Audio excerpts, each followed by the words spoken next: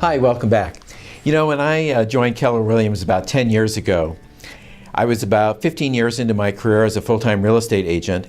One of the things that attracted me to Keller Williams that it operates from a belief system.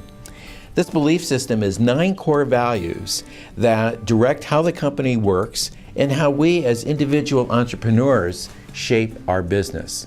One of the core values at Keller Williams is team. Together, everyone achieves more. And this certainly plays into how we market your property. You know, marketing your property is not something we do to you or to your property. It's something that we do together. So we value not only your perspective and your input, but also working with us in terms of making your home accessible.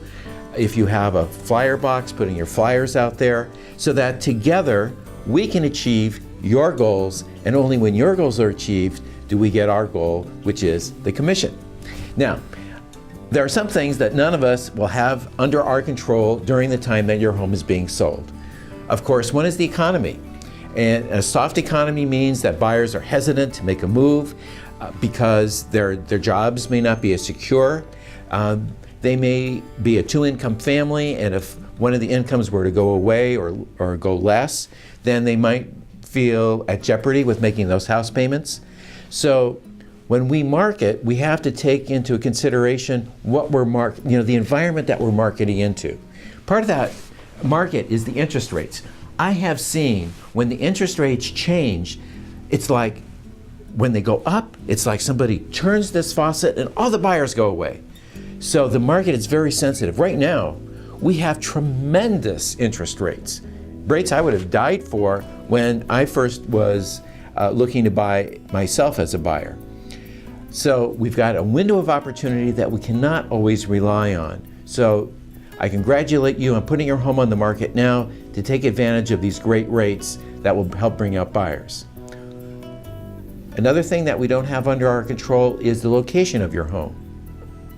Not only the community that it's in, the part of town, the city that it's in, but also its location within the community. Now, one of the things that we can do is we can highlight your condition, and we'll talk more about that in terms of how we put your home on the market. Finally, the thing that we don't have under control, it's almost laughable, but you know, when you're selling your home, there's lots of stuff going on. It's one of the high stress periods in your life. Screwball offers. You know, sometimes a seller will place their home on the market at a much higher price because they know from experience or from listening to tales of others that these crazies come in with bottom scraping offers. I have a simple solution. Just say no. You know, we can try to upgrade the offer, but quite honestly, that doesn't happen a lot.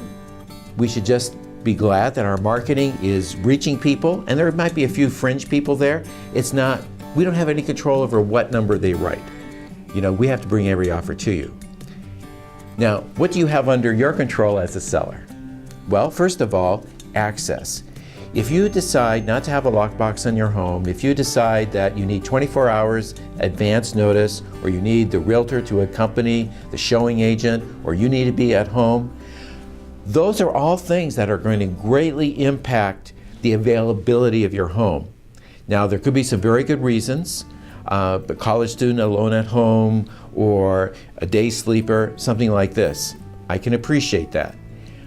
But please keep in mind that access is such an important thing, you know, because when an agent is working with a relo buyer, they may not have a lot of time to, you know, they may have an itinerary, and then last minute they're going to add some homes that just came on the market. Yours may be one of them.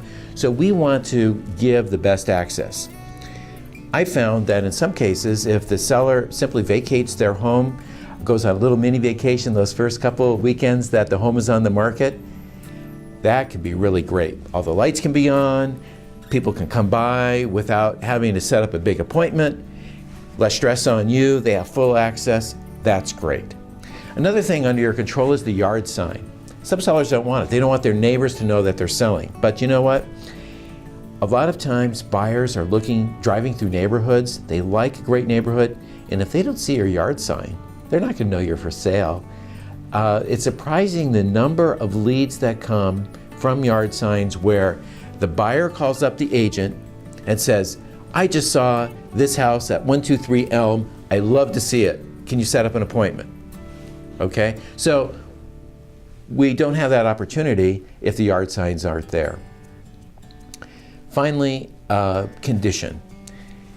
You have control over how your home looks. Now, there are some obvious things. So I'm not going to go into all the common sense things that you already know about, but there are some things that are less well known that do make a big difference in terms of the subliminal feel that the buyer has. See, we want to appeal not only to what their conscious mind is thinking, we want to grab them in their emotions and in their subconscious so that they just feel great about the house. Well, what's one of those things? There are many more, but I'll just give you one for right now. And that is the pathways through your house. They need to be wide and uncluttered, okay? So what I mean by that is when you move through your own house, you're typically just you. And so it can feel fine to kind of go through this little area where you have an end table or a coffee table or something. But when a home is shown, generally it's toured by a couple, an agent, maybe some extended family to help confirm the buying decision. And so we've got 3, 4 or more people kind of moving through in a small pack. And so what could be okay when it's just you, all of a sudden feels restricted, and they may not even realize it, but subconsciously they're thinking, this house is small, okay? You could have vaulted ceilings, but the house feels small because of the position of furniture and so forth. Simple solution: put it in storage, lend it to Aunt Nellie for a couple weeks while we're getting a buyer, and now the house seems more opened up. Also under control is the pricing.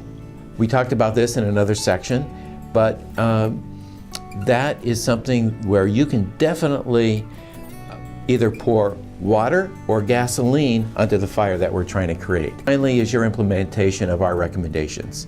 Now, after being in the business, selling hundreds of homes, working with hundreds of buyers, we have a little bit of experience.